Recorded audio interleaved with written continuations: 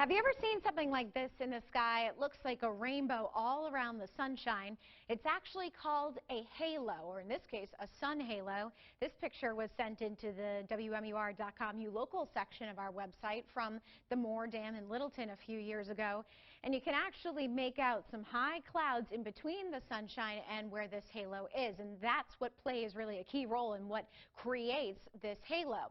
So what's happening is we're getting some light coming from, of course, the sunshine.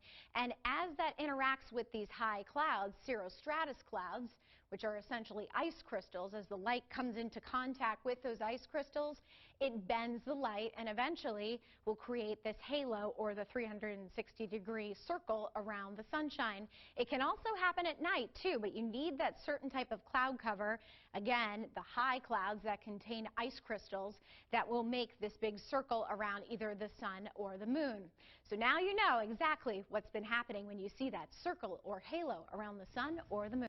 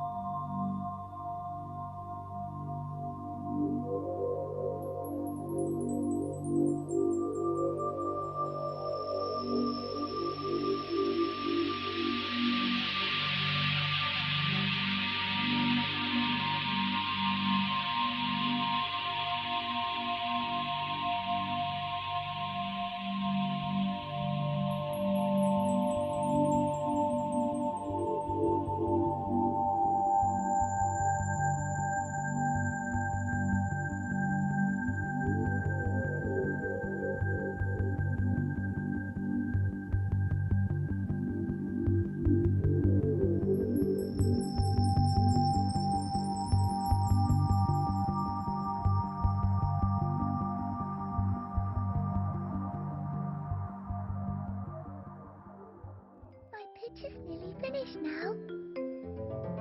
I just have to put in the blue sky. Why is the sky blue? The sky gets its blue color from the sunlight shining through the air. But the sun is yellow. Yes, it does look yellow, and the light from the sun looks white.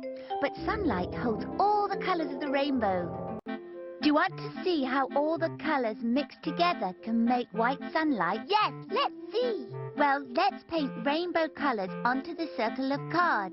Red, orange, yellow, green, blue, and what's the next one? The last color we'll paint on is indigo, a purple color. There, now what do we do? We make 2 holes, here and here. Is it finished now? Nearly. I'll just pop this string through the holes and tie. Now I'll wind the string, hold the ends, and pull. Wow! So when all of these bright colors get mixed up, they really do make white. Yes, just like the colors of the sun make white sunlight.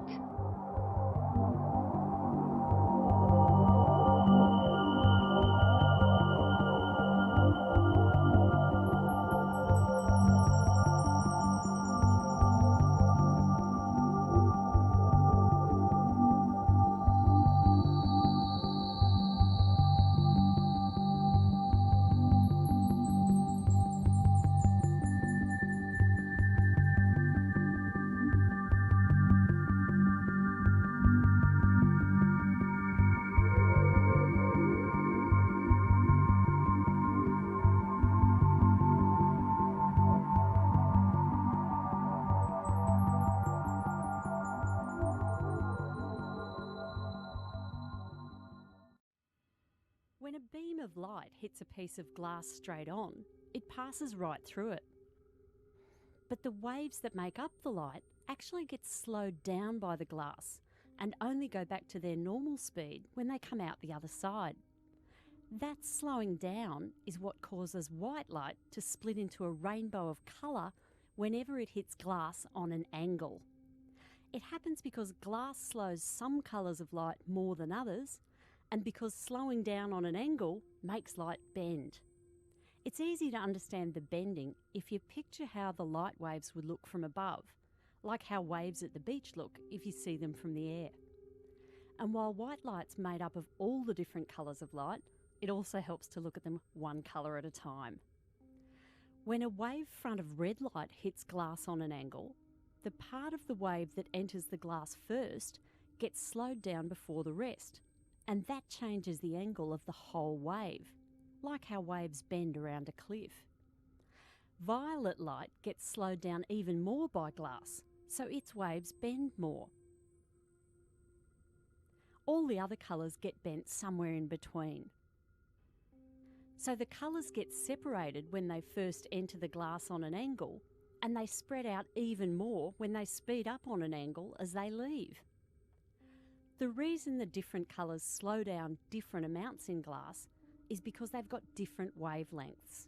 Red light has the longest wavelength, followed by orange, yellow, green, blue, indigo, and finally violet with the shortest wavelength. And the shorter the wavelength, the longer it takes to travel through glass. That's because light interacts with electrons in the molecules that make up glass.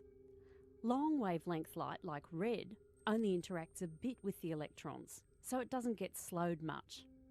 But shorter wavelength violet light interacts more, so it gets slowed down more.